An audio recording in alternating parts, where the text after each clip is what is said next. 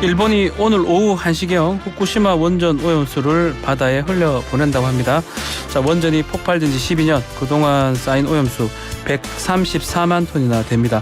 우리 정부 일본 측 방출 계획에 과학적, 기술적 문제는 없다 입장을 밝혔는데요. 문체부의 오염수 가짜뉴스 퇴치 TF 자문단 소속으로 계신 정범진 경희대 원자력공학과 교수님과 말씀 나눠보겠습니다. 교수님 나와 계십니까? 네, 안녕하세요. 안녕하십니까 교수님. 자, 일본의 방출 계획에 과학적, 기술적 문제는 없다. 이 정부 입장인데요. 일본의 계획이 앞으로 어떻게 되는 건지 설명 좀 해주십시오. 일단 후쿠시마 원전에서 발생되는 오염수를 네. 여러 가지 필터로 걸러서 방사성 물질의 농도를 배출 기준 이하로 만들어서 방류하는 것입니다.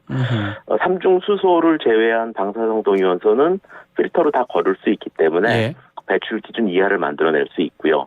삼중 수소는 이제 물이기 때문에 이제 필터를 통과합니다. 그렇기 네. 때문에 삼중 수소는 제거가 안 되니까 바닷물로 넣어가지고 이제 희석을 시켜서 방류하게 되는 것이고요. 지금 방류 기준은 공유원소마다 다 다릅니다. 네. 근데 이제 삼중수소 경우에는 6만 베크렐 퍼 리터인데 이제 그게 그 일반인들은 베크렐이라는 단위에 익숙하지 잘 않기 모르죠. 때문에 예. 보통 이제 그 음용수 기준이 1만 베크렐입니다. 네. 근데 이제 지금 방류하겠다는 거는 1,500 베크렐로 그러니까 음용수 기준의 7분의 1 정도죠. 그만큼 낮춰서 방류하겠다는 거기 때문에 사실 뭐 우리나라에 미친 영향은 없다고 보셔야 됩니다.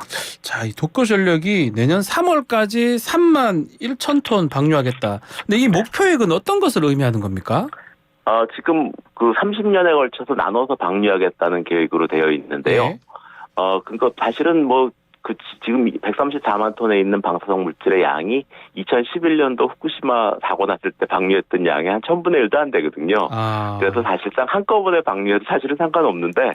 이거 한꺼번에 된다는 거예요? 예. 근데 이제 천천히 방류해가지고 결국 이제 자국민을 보호하겠다는 것이죠.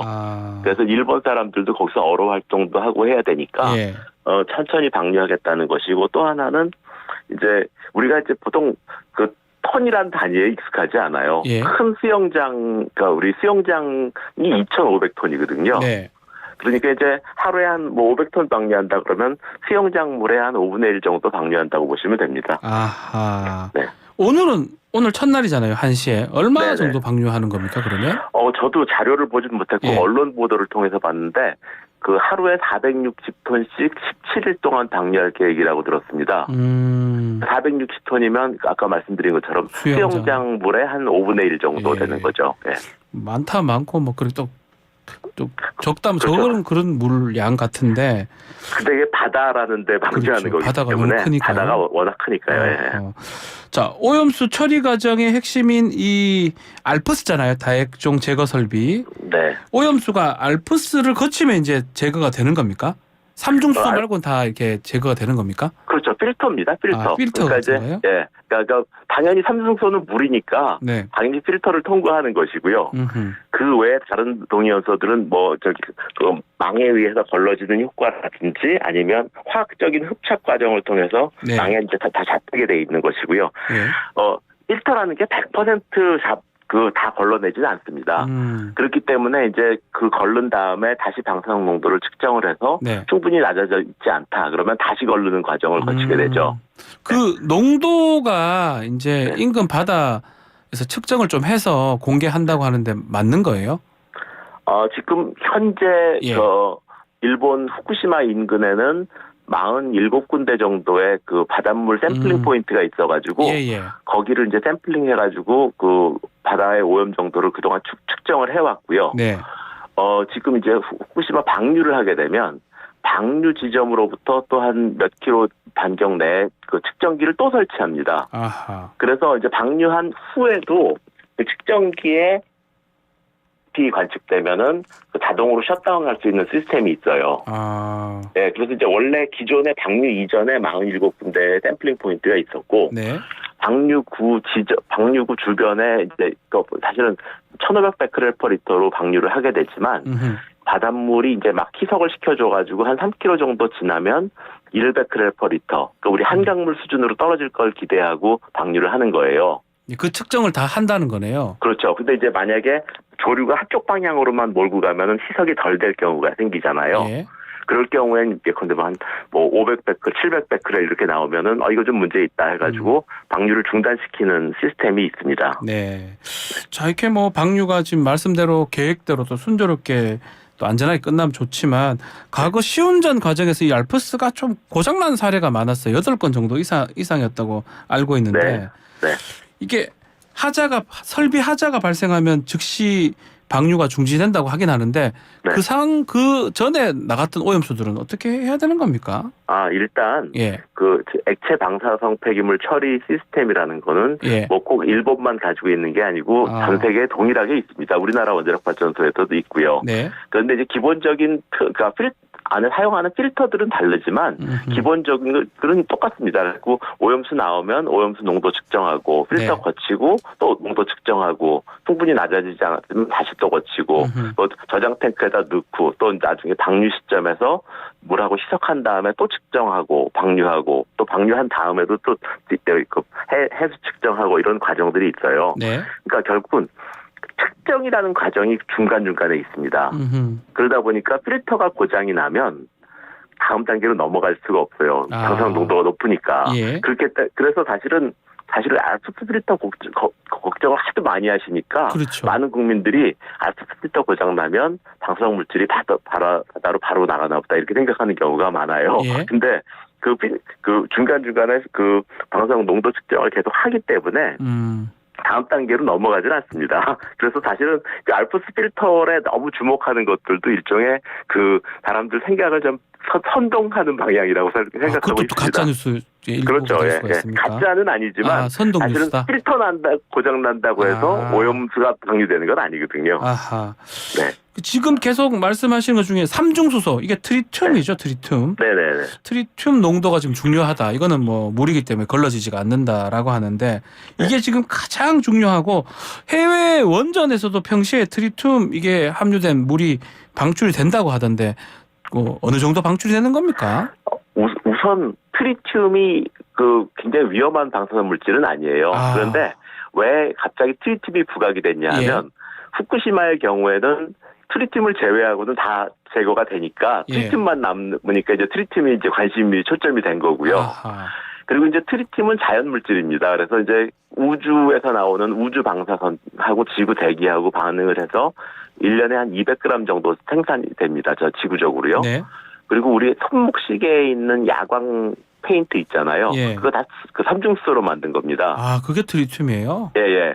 그리고 이제 우리 그 비상구 표시판 중에서 전기 가동 안 하는 것들도 이제 삼중수소로 만들고 있는 것이고요. 예. 또 우리 M16의 가늠쇠 이런 것들도 그 앞에 이제 트리튬을 넣어서 야광 효과를 보고 있는 거고요. 많이 쓰이고 있는 겁니다.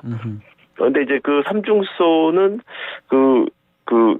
방사선 동위원소지만 방사선이 내는 게 미약하기 때문에 다시 인체에 미치는 영향은 바나나나 이런 것보다 훨씬 적은 상태고요. 네. 우린 지금 그렇게 자연계에서 삼중수소가 생성되기 때문에 빗물에 섞여가지고 삼중수소가 내려요. 그래서 이제 우리나라의 국토에 떨어지는 양은 1년에 한 0.5g 정도로 추산하고요. 네. 삼중수소로.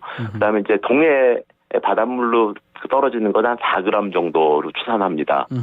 그리고 우리나라 원자력 발전소에서 바다로 방류하는 건 한 0.6g 정도 추산하고요. 예. 중국에서 방류하는 건 한 2.9g 정도 됩니다. 더 많아요. 그리고 중국이 더 많네요. 네. 그리고 일본 후쿠시마에서 이번에 이제 방류하겠다는 거는 0.06g입니다. 삼중수소. 그러니까 그 삼중수소가 전혀 없었던 거에서 이제 일본이 방류하는 게 아니고 동해안에 이미 빗물로 한 4g 정도 떨어지는데 일본이 방류하게 되면 4.06g이 되는 거죠. 그러면 지금 교수님 말씀대로라면 이 오염수가 상당히 거의 괜찮네요, 사실은.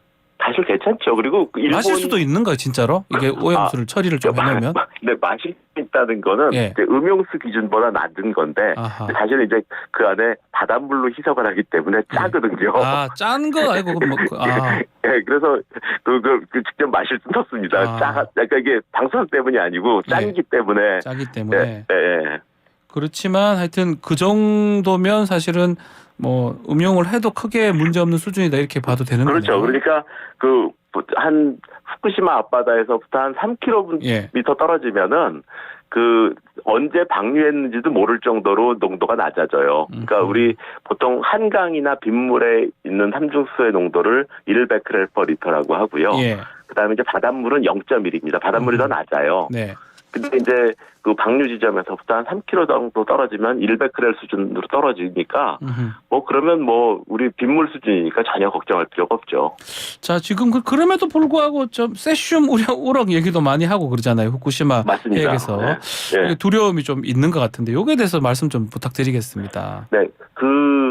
이제 후쿠시마에 사고 난 다음부터 네. 이제 그 바다를 세 군데로 나눠가지고 관리를 했어요. 네. 그래고 그 앞바다의 내항이라는 거, 보통 이제 원자력 발전소 앞에 항구가 있거든요. 네. 그걸 내항이라 그럽니다. 그 내항이라는 데가 있고, 후쿠시마 발전소로부터 20km 안쪽, 그 다음에 20km 바깥쪽 이렇게 세 구역으로 바다를 나눠서 거기서 잡힌 물고기의 방사성 농도 측정을 쭉 해왔어요. 네.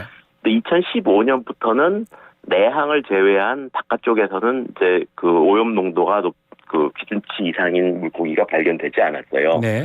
근데 이번에 이제 세슘 우럭이 발견된 건 내항입니다. 그 내항은 후쿠시마 원자력 발전소에 딱 붙어 있는 항구고, 예. 이제 후쿠시마 사고가 났을 때 그 내항으로 방사성 오염 물질을 내보냈어요. 그러니까 오염이 많이 된 지역이죠. 그래서 그 지역은 이제 가두리 양식장처럼 그물을 쳐놔가지고 네. 물고기를 못 나가게 한 상태거든요. 그래서 이제 그 지역에서 물고기를 잡았다는 거는 우리가 어로 행위를 통해서 잡은 게 아니고 도쿄전력이 그 지역이 얼마만큼 오염됐는지를 이제 개선됐는지를 확인하기 위해서 잡은 물고기죠. 그걸 갖다가 제 언론에서 후쿠시마 앞바다라고 얘기하는 통에 국민들이 볼 때 이거 식탁에 올라오는 거 아니냐, 예. 이런 걱정을 하게끔 만드는 것이죠. 사실은 이것들은 내다 팔 물고기가 아니고 후쿠시마 내항의 오염도 측정을 위한 채취였습니다. 그 물고기 말고 다른 물고기들은 좀 수산물들은 사실 큰 문제가 없는 겁니까 그러면? 그러니까 2015년 이후부터는 채취하는데 그 기준치 이상인 것들이 잡힌 적이 없고요. 또 하나는 기준치를 원래 보통 우리가 이제 허용치라는 게 있죠. 예. 이건 넘으면 안 된다는 허용치가 있는데 기준치는 그거의 100분의 1로 잡아요, 보통. 그러면 기준치를 몇 배 넘었다 하더라도 사실 허용치보다 훨씬 미만되도록 하는 것이거든요. 그런데 이제 지금 수산물에 대해서 걱정이 많기 때문에 그렇죠. 기준치를 10분의 1을 또 낮췄어요. 그래서 지금 허용치의 한 1000분의 1 정도로 관리하고 있다고 보시면 됩니다. 네. 자, 지금 문체부 가짜뉴스 퇴치 TF 자문단으로 활동하고 있는데 앞으로 지금 어떤 활동에 또 주력할지 그것도 궁금합니다. 우선 지금까지 한 번도 모이지 않았기 때문에 아직 잘 모이지도 모르겠습니다. 않았습니까? 네네. 네.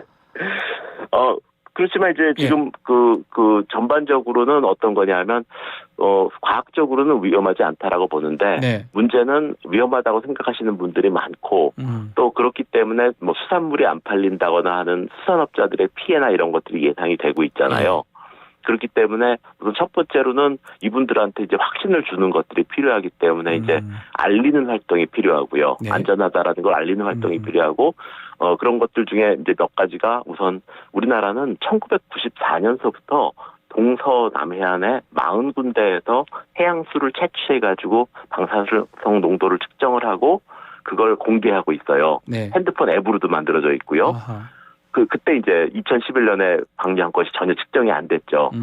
그런 것들이 이제 다 공개되고 있는데 그걸 좀 알리는 것도 하고요. 채취 지점을 한 200군데로 늘리는 것도 하고요. 네. 또 이제 그 아침에 수산시장 가가지고 물고기 사다가 거기 이제 방사성 농도 측정하는 일들도 하고 있는데 그런 것들을 해서 자꾸 국민들한테 이제 보여드리는 일들이 필요하고요. 네. 또 이제 IAEA 감시단의 일원으로 우리가 가가지고 데이터를 받고 정말 그 원래 계획대로 제가 말씀드린 건 다 계획이니까 예. 계획대로 준수하고 있는지를 확인하는 작업들도 계속 해야 되는 것이고요. 네. 또 지금 일본 정부한테 1시간 단위로 방류하는 방사성 농도를 이제 측정 결과를 받는다든지 이런 일들을 계획하고 있는 것으로 알고 있습니다. 알겠습니다. 자, 오늘 말씀 여기까지 듣겠습니다. 감사합니다. 네, 고맙습니다. 네. 정범진 교수와 함께했습니다.